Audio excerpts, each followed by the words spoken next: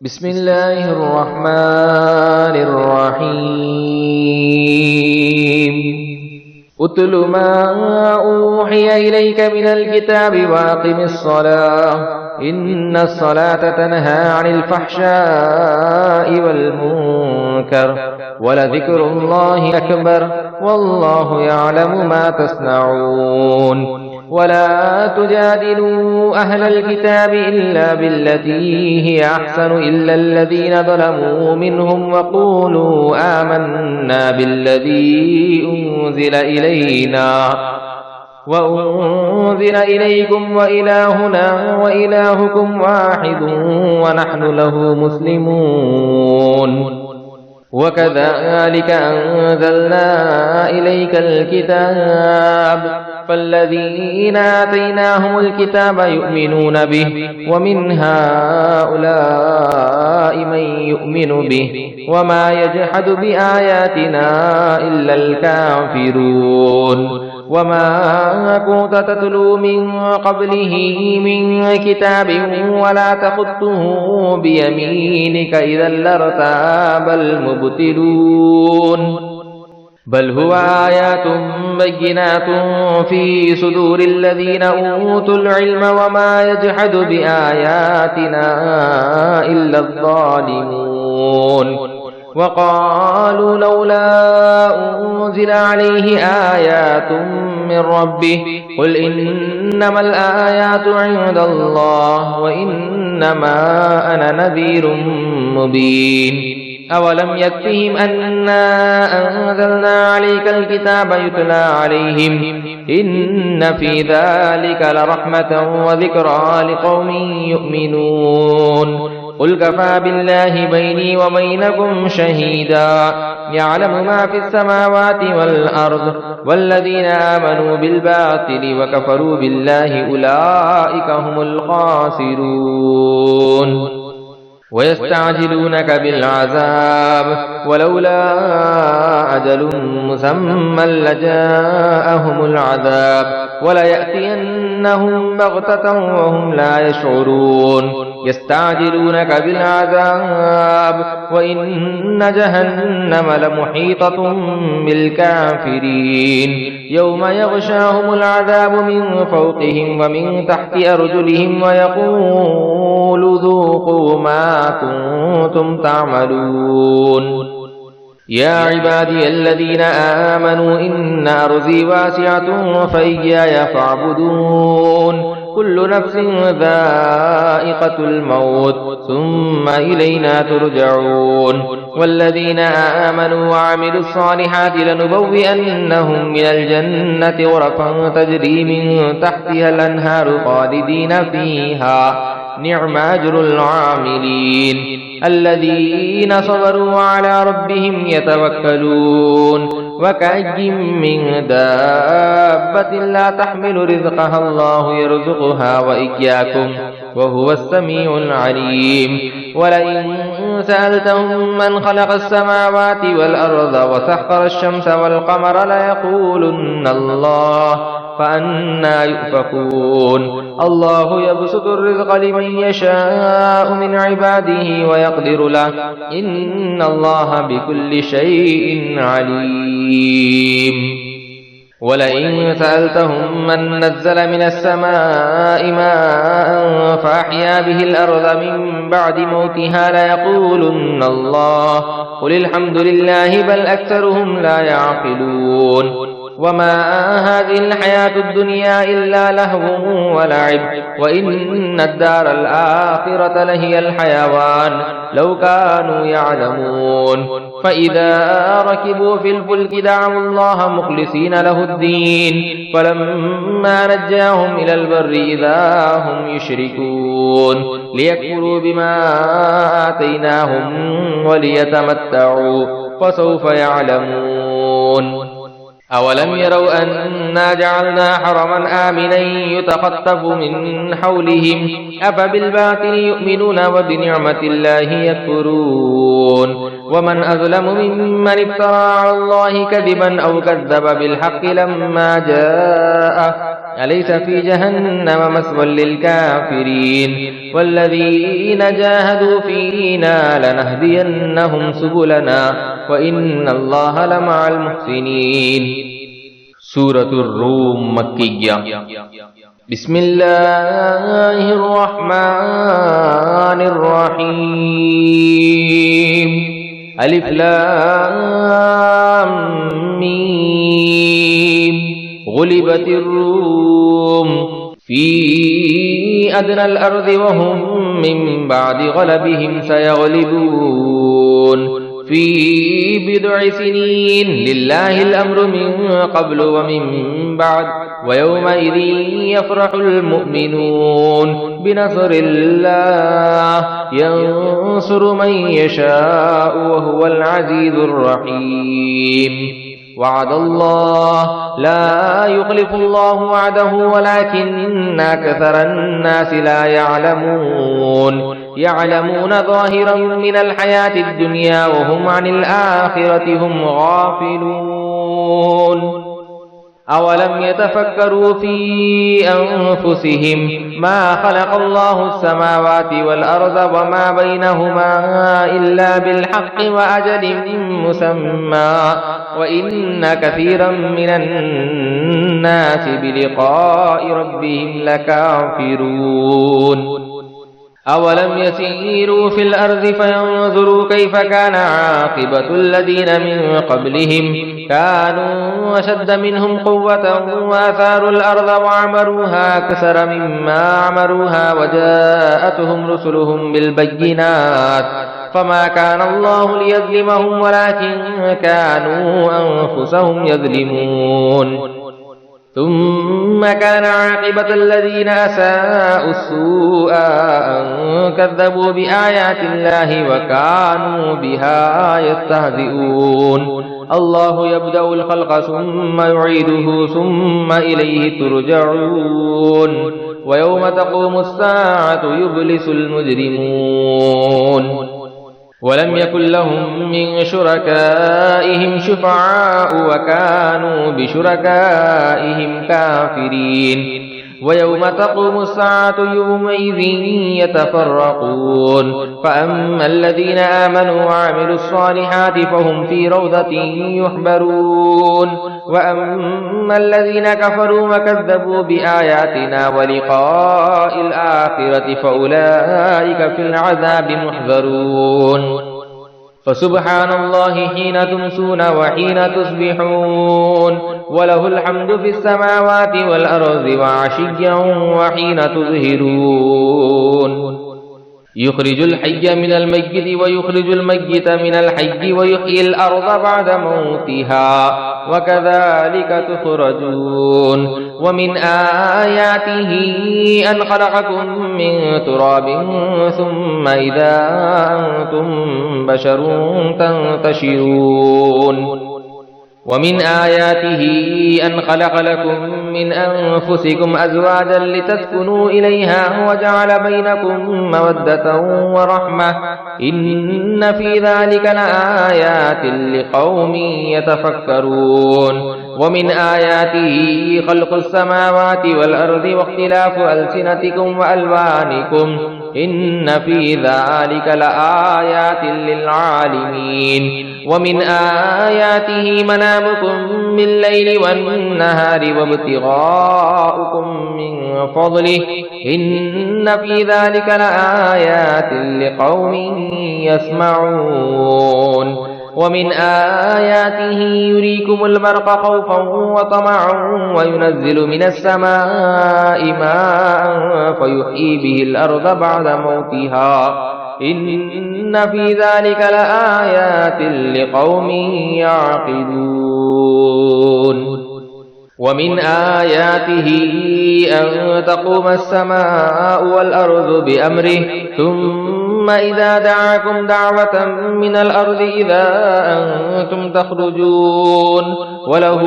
من في السماوات والأرض كل له قانتون. وهو الذي يبدأ الخلق ثم يعيده وهو أهون عليه وله المثل الأعلى في السماوات والأرض وهو العزيز العزيز الحكيم.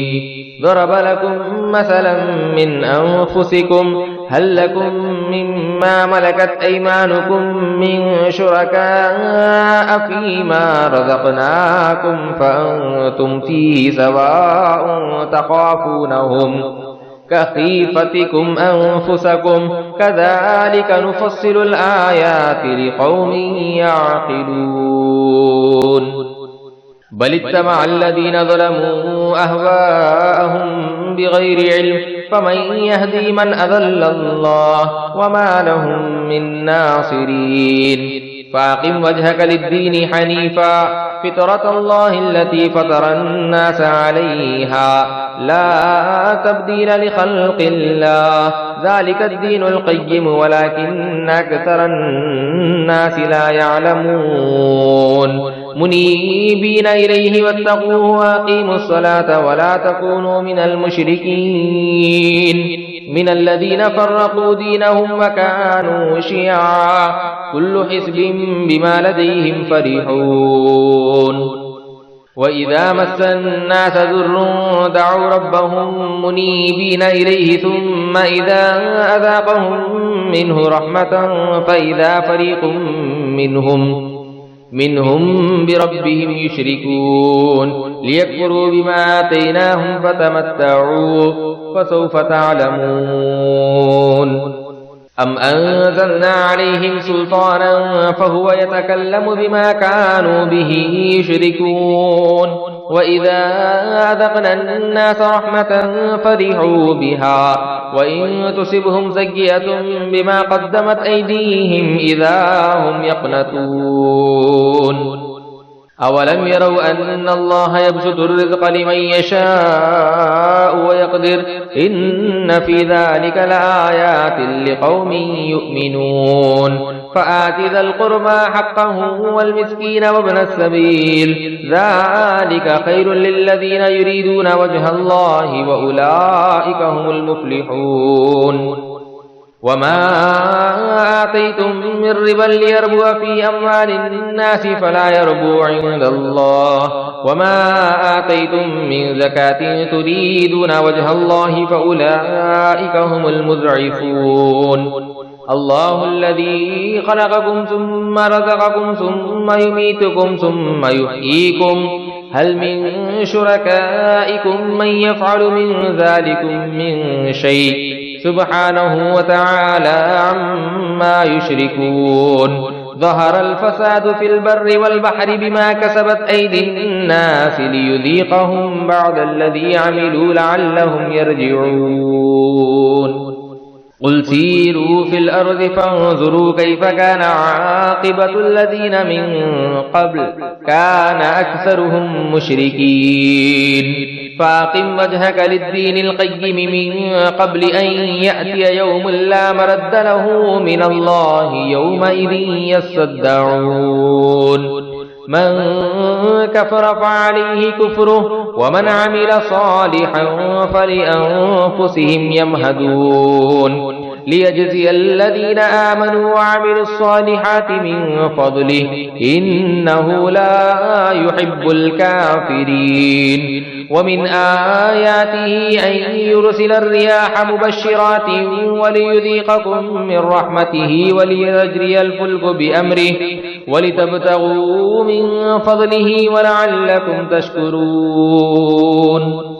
ولقد أرسلنا من قبلك رسلا إلى قومهم فجاءوهم بالبينات فانتقمنا من الذين أجرموا وكان حقا علينا نصر المؤمنين. الله الذي يرسل الرياح فتثير سحابا فيبسطه في السماء كيف يشاء ويجعله كسفا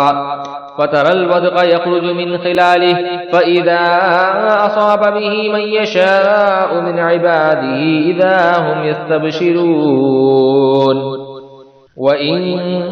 كانوا من قبل أن ينزل عليهم من قبله لمبلسين. فانظر إلى آثار رحمة الله كيف يحيي الأرض بعد موتها إن ذلك لمحيي الموتى وهو على كل شيء قدير ولئن أرسلنا ريحا فرأوه مصفرا لظلوا من بعده يكفرون فإنك لا تسمع الموتى ولا تسمع الصم الدعاء إذا ولوا مدبرين وما أنت بهاد العمي عن ضلالتهم إن تسمع إلا من يؤمن بآياتنا فهم مسلمون الله الذي خلقكم من ضعف ثم جعل من بعد ضعف قوة ثم جعل من بعد قوة ضعفا وشيبة يخلق ما يشاء وهو العليم القدير ويوم تقوم الساعة يقسم المجرمون ما لبثوا غير ساعة كذلك كانوا يؤفكون وقال الذين أوتوا العلم والإيمان لقد لبثتم في كتاب الله إلى يوم البعث فهذا يوم البعث ولكنكم كنتم لا تعلمون فيومئذ لا ينفع الذين ظلموا معذرتهم ولا هم يستعتبون ولقد ضربنا للناس في هذا القرآن من كل مثل ولئن جئتهم بآية ليقولن الذين كفروا إن أنتم إلا مبتلون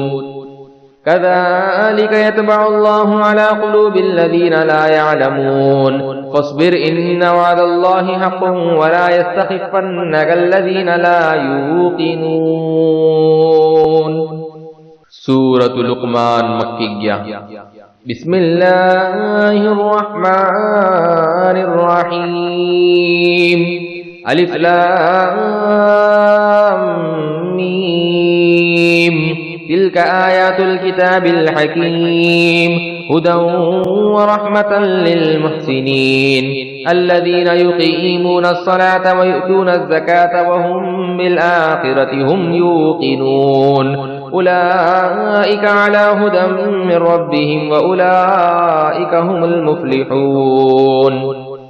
ومن الناس من يشتري لهو الحديث ليذل عن سبيل الله بغير علم ويتخذها هزوا أولئك لهم عذاب مهين وإذا تتلى عليه آياتنا ولى مستكبرا كأن لم يسمعها كأن في أذنيه وقرا فبشره بعذاب أليم إن الذين آمنوا وعملوا الصالحات لهم جنات النعيم خالدين فيها وعد الله حقا وهو العزيز الحكيم خلق السماوات بغير عمد ترونها وألقى في الأرض رواسي أن تميد بكم وبث فيها من كل دابة وأنزلنا من السماء ماء فأنبتنا فيها من كل زوج كريم هذا خلق الله فأروني ماذا خلق الذين من دونه بل الظالمون في ضلال مبين ولقد آتينا لقمان الحكمة أن اشكر لله ومن يشكر فإنما يشكر لنفسه ومن كفر فإن الله غني حميد وإذ قال لقمان لابنه وهو يعظه يا بني لا تشرك بالله إن الشرك لظلم عظيم ووصينا الإنسان بوالديه حملته أمه وهنا على وهن وفصاله في عامين أن اشكر لي ولوالديك إلي المصير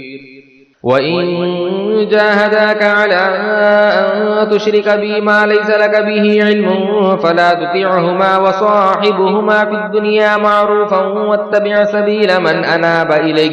ثم إلي مرجعكم فأنبئكم بما كنتم تعملون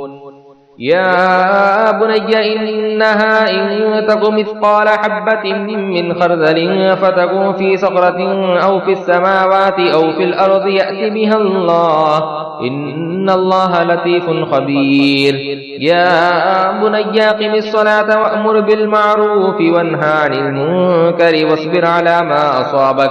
إن ذلك من عزم الأمور ولا تصعر خدك للناس ولا تمش في الأرض مرحا إن الله لا يحب كل مختال فخور واقصد في مشيك واغضض من صوتك إن أنكر الأصوات لصوت الحمير ألم تروا أن الله سخر لكم ما في السماوات وما في الأرض وأسبغ عليكم نعمه ظاهرة وباطنة ومن الناس من يجادل في الله بغير علم ولا هدى ولا كتاب منير وإذا قيل لهم اتبعوا ما أنزل الله قالوا بل نتبع ما وجدنا عليه آباءنا أولو كان الشيطان يدعوهم إلى عذاب السعير ومن يسلم وجهه إلى الله وهو محسن فقد استمسك بالعروة الوثقى وإلى الله عاقبة الأمور ومن كفر فلا يحزنك كفره إلينا مرجعهم فننبئهم بما عملوا إن الله عليم بذات الصدور نمتعهم قليلا ثم نضطرهم إلى عذاب غليظ ولئن سألتهم من خلق السماوات والأرض ليقولن الله قل الحمد لله بل أكثرهم لا يعلمون لله ما في السماوات والأرض إن الله هو الغني الحميد ولو أن ما في الأرض من شجرة أقلام والبحر يمده من بعده سبعة أبحر ما نفدت كلمات الله إن الله عزيز حكيم ما خلقكم ولا بعثكم إلا كنفس واحدة إن الله سميع بصير ألم تر أن الله يولج الليل في النهار ويولج النهار في الليل وسخر الشمس والقمر كل يجري إلى أجل مسمى وأن الله بما تعملون خبير ذلك بأن الله هو الحق وأن ما يدعون من دونه الباطل وأن الله هو العلي الكبير ألم تر أن الفلك تجري في البحر بنعمة الله ليريكم من آياته إن في ذلك لآيات لكل صبار شكور وإذا غشيهم موج كالظلل دعوا الله مخلصين له الدين فلما نجاهم إلى البر فمنهم مقتصد وما يجحد بآياتنا إلا كل ختار كفور يا أيها الناس اتقوا ربكم واخشوا يوما لا يجزي والد عن ولده ولا مولود هو جاز عن والده شيئا إن وعد الله حق فلا تغرنكم الحياة الدنيا ولا يغرنكم بالله الغرور إن الله عنده علم الساعة وينزل الغيث ويعلم ما في الأرحام وما تدري نفس ماذا تكسب غدا وما تدري نفس بأي أرض تموت إن الله عليم خبير سورة السجدة مكية بسم الله الرحمن الرحيم ألف لام ميم تنزيل الكتاب لا ريب فيه من رب العالمين أم يقولون افتراه بل هو الحق من ربك لتنذر قوما ما أتاهم من نذير من قبلك لعلهم يهتدون الله الذي خلق السماوات والأرض وما بينهما في 6 أيام ثم استوى على العرش ما لكم من دونه من ولي ولا شفيع أفلا تتذكرون يدبر الأمر من السماء إلى الأرض ثم يعرج إليه في يوم كان مقداره 1000 سنة مما تعدون ذلك عالم الغيب والشهادة العزيز الرحيم الذي أحسن كل شيء خلقه وبدأ خلق الإنسان من طين ثم جعل نسله من سلالة من ماء مهين ثم سواه ونفخ فيه من روحه وجعل لكم السمع والأبصار والأفئدة قليلا ما تشكرون وقالوا أئذا ضللنا في الأرض أئنا لفي خلق جديد بل هم بلقاء ربهم كافرون قل يتوفاكم ملك الموت الذي وكل بكم ثم إلى ربكم ترجعون ولو ترى إذ المجرمون ناكسوا رؤوسهم عند ربهم ربنا أبصرنا وسمعنا فارجعنا نعمل صالحا إنا موقنون ولو شئنا لآتينا كل نفس هداها ولكن حق القول مني لأملأن جهنم من الجنة والناس أجمعين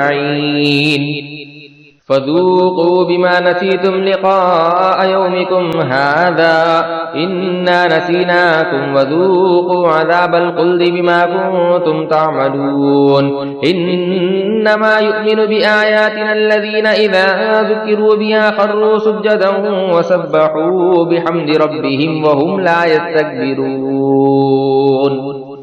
تتجافى جنوبهم عن المضاجع يدعون ربهم خوفا وطمعا ومما رزقناهم ينفقون فلا تعلم نفس ما أخفي لهم من قرة أعين جزاء بما كانوا يعملون أفمن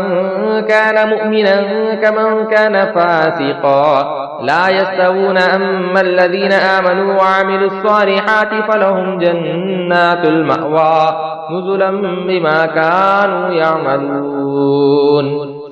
وأما الذين فسقوا فمأواهم النار كلما أرادوا أن يخرجوا منها أعيدوا فيها وقيل لهم ذوقوا عذاب النار الذي كنتم به تكذبون ولنذيقنهم من العذاب الأدنى دون العذاب الأكبر لعلهم يرجعون ومن أظلم ممن ذكر بآيات ربه ثم أعرض عنها إنا من المجرمين منتقمون ولقد آتينا موسى الكتاب فلا تكن في مرية من لقائه وجعلناه هدى لبني إسرائيل وجعلنا منهم أئمة يهدون بأمرنا لما صبروا وكانوا بآياتنا يوقنون إن ربك هو يفصل بينهم يوم القيامة فيما كانوا فيه يختلفون أولم يهد لهم كم أهلكنا من قبلهم من القرون يمشون في مساكنهم إن في ذلك لآيات أفلا يسمعون أولم يروا أنا نسوق الماء إلى الأرض الجرز فنخرج به زرعا تأكل منه أنعامهم وأنفسهم أفلا يبصرون ويقولون متى هذا الفتح إن كنتم صادقين قل يوم الفتح لا ينفع الذين كفروا إيمانهم ولا هم ينذرون فأعرض عنهم وانتظر إنهم منتظرون. سورة الأحزاب مدنية. بسم الله الرحمن الرحيم. يا أيها النبي اتق الله ولا تطع الكافرين والمنافقين إن الله كان عليما حكيما واتبع ما يوحى إليك من ربك إن الله كان بما تعملون خبيرا وتوكل على الله وكفى بالله وكيلا. ما جعل الله لرجل من قلبين في جوفه وما جعل أزواجكم اللائي تظاهرون منهن أمهاتكم وما جعل أدعياءكم أبناءكم ذلكم قولكم بأفواهكم والله يقول الحق وهو يهدي السبيل. ادعوهم لآبائهم هو أقسط عند الله فإن لم تعلموا آباءهم فإخوانكم في الدين ومواليكم وليس عليكم جناح فيما أخطأتم به ولكن ما تعمدت قلوبكم وكان الله غفورا رحيما. النبي أولى بالمؤمنين من أنفسهم وأزواجه أمهاتهم وأولو الأرحام بعضهم أولى ببعض في كتاب الله من المؤمنين والمهاجرين إلا أن تفعلوا إلى أوليائكم معروفا وكان ذلك في الكتاب مسطورا. وإذ أخذنا من النبيين ميثاقهم ومنك ومن نوح وإبراهيم وموسى وعيسى بن مريم وأخذنا منهم ميثاقا غليظا ليسأل الصادقين عن صدقهم وأعد للكافرين عذابا أليما. يا أيها الذين آمنوا اذكروا نعمة الله عليكم إذ جاءتكم جنود فأرسلنا عليهم ريحا وجنودا لم تروها وكان الله بما تعملون بصيرا. إذ جاءوكم من فوقكم ومن أسفل منكم وإذ زاغت الأبصار وبلغت القلوب الحناجر وتظنون بالله الظنونا هنالك ابتلي المؤمنون وزلزلوا زلزالا شديدا. وإذ يقول المنافقون والذين في قلوبهم مرض ما وعد الله ورسوله إلا غرورا. وإذ قالت طائفة منهم يا أهل يثرب لا مقام لكم فارجعوا ويستأذن فريق منهم النبي يقولون إن بيوتنا عورة وما هي بعورة إن يريدون إلا فرارا ولو دخلت عليهم من أقطارها ثم سئلوا الفتنة لآتوها وما تلبثوا بها إلا يسيرا. ولقد كانوا عاهدوا الله من قبل لا يولون الأدبار وكان عهد الله مسؤولا. قل لن ينفعكم الفرار إن فررتم من الموت أو القتل وإذا لا تمتعون إلا قليلا. قل من ذا الذي يعصمكم من الله إن أراد بكم سوءا أو أراد بكم رحمة ولا يجدون لهم من دون الله وليا ولا نصيرا. قد يعلم الله المعوقين منكم والقائلين لإخوانهم هلم إلينا ولا يأتون البأس إلا قليلا أشحة عليكم فإذا جاء الخوف رأيتهم ينظرون إليك تدور أعينهم كالذي يغشى عليه من الموت فإذا ذهب الخوف سلقوكم بألسنة حداد أشحة على الخير أولئك لم يؤمنوا فأحبط الله أعمالهم وكان ذلك على الله يسيرا.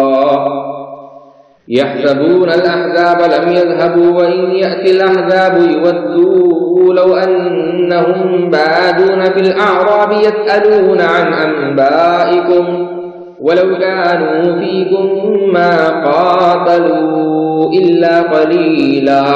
لقد كان لكم في رسول الله أسوة حسنة لمن كان يرجو الله واليوم الآخر وذكر الله كثيرا. ولما رأى المؤمنون الأحزاب قالوا هذا ما وعدنا الله ورسوله وصدق الله ورسوله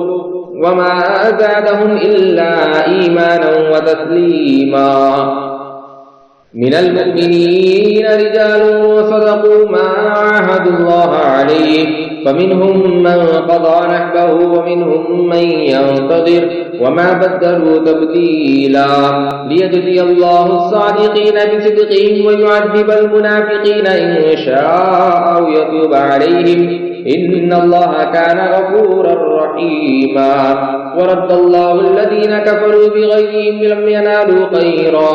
وكفى الله المؤمنين القتال وكان الله قويا عزيزا وأنزل الذين ظاهروهم من أهل الكتاب من صياصيهم وقذف في قلوبهم الرعب فريقا تقتلون وتأسرون فريقا وأورثكم أرضهم وديارهم وأموالهم وأرضا لم تطئوها وكان الله على كل شيء قديرا يا